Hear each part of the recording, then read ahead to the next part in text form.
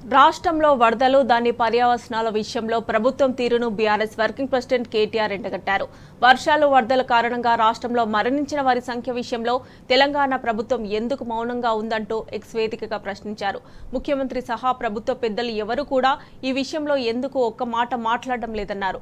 వరదల కారణంగా మృతి చెందిన 31 మంది వివరాలను బీఆర్ఎస్ పార్టీ ప్రభుత్వం ముందు ఉంచిందని గుర్తు చేశారు. అయితే కాంగ్రెస్ ప్రభుత్వం 16 మంది మాత్రమే మృతి చెందినట్లు చెబుతోందని మండిపడ్డారు కేటీఆర్. మృతుల సంఖ్య అంతే అని ఏ విధంగా నిర్ధారణకు వచ్చారంటూ ఎక్స్ వేదికగా నిలదీశారు.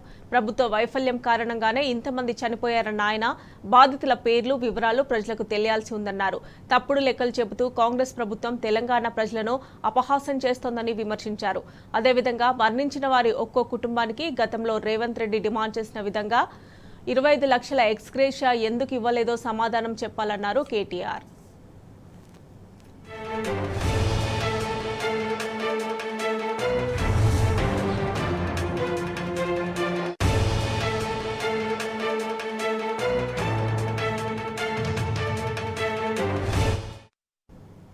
రాష్ట్రంలో వరదలు దాని పర్యవసనాల విషయంలో ప్రభుత్వం తీరును బీఆర్ఎస్ వర్కింగ్ ప్రెసిడెంట్ కేటీఆర్ ఎండగట్టారు. వర్షాలు వరదల కారణంగా రాష్ట్రంలో మరణించిన వారి సంఖ్య విషయంలో తెలంగాణ ప్రభుత్వం ఎందుకు మౌనంగా ఉందంటూ ఎక్స్ వేదికగా ప్రశ్నించారు. ముఖ్యమంత్రి సహా ప్రభుత్వ పెద్దలు ఎవరూ కూడా ఈ విషయంలో ఎందుకు ఒక మాట మాట్లాడడం లేదన్నారు. వరదల కారణంగా మృతి చెందిన 31 మంది వివరాలను బీఆర్ఎస్ పార్టీ ప్రభుత్వం ముందుంచిందని గుర్తు చేశారు. అయితే కాంగ్రెస్ ప్రభుత్వం 16 మంది మాత్రమే మృతి చెందినట్లు చెబుతోందని మండిపడ్డారు కేటీఆర్. మృతుల సంఖ్య అంతే అని ఏ విధంగా నిర్ధారణకు వచ్చారంటూ ఎక్స్ వేదికగా నిలదీశారు. ప్రభుత్వ వైఫల్యం కారణంగానే ఇంతమంది చనిపోయారన్న ఆయన బాధితుల పేర్లు వివరాలు ప్రజలకు తెలియాల్సి ఉందన్నారు.